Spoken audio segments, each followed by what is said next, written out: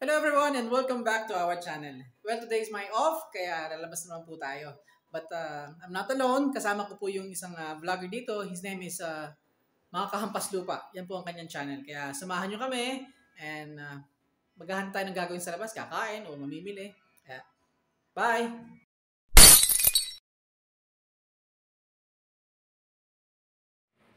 So yan ang mga kabontat. Wala nang intro-intro pa. Hindi ko na nga nakuha ng picture yung kakainin namin.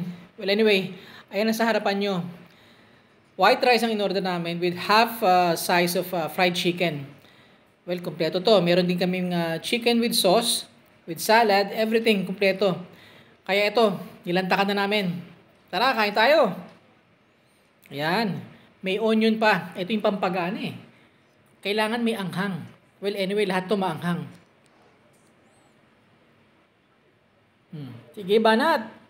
Diba? Kain ng kain. Kung titingnan mo, parang hindi mauubos sa dami. Pero hindi. Kala mo nga, yung chicken, kaunti lang. Hindi. Sapat na yan para sa dami ng kanin. Kasi mismong kanin, may lasa na eh.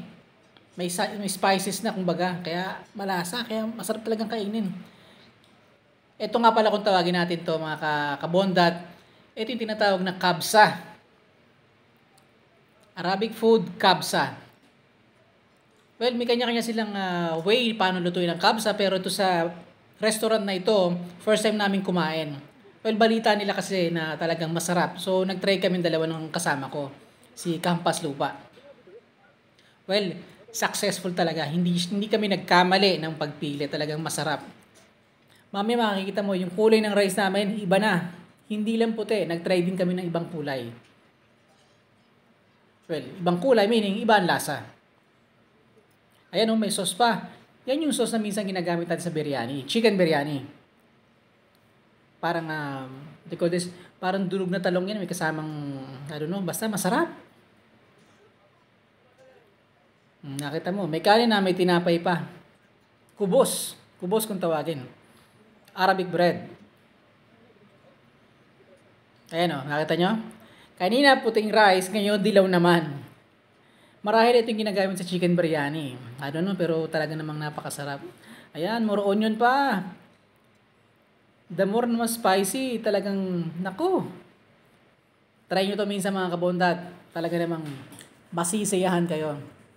Nakita nyo si Kampas Lupa, Nagkanin na, tinapay pa, sabay-sabay. Di, magaang muka. Ang lalakas kumain. Yan, bira lang. Lapang talaga kung lapang. By the way, mga kabontat, nakita niyo yung green leaves sa left side ko. I don't know, I'm not sure, pero parang roca leaves.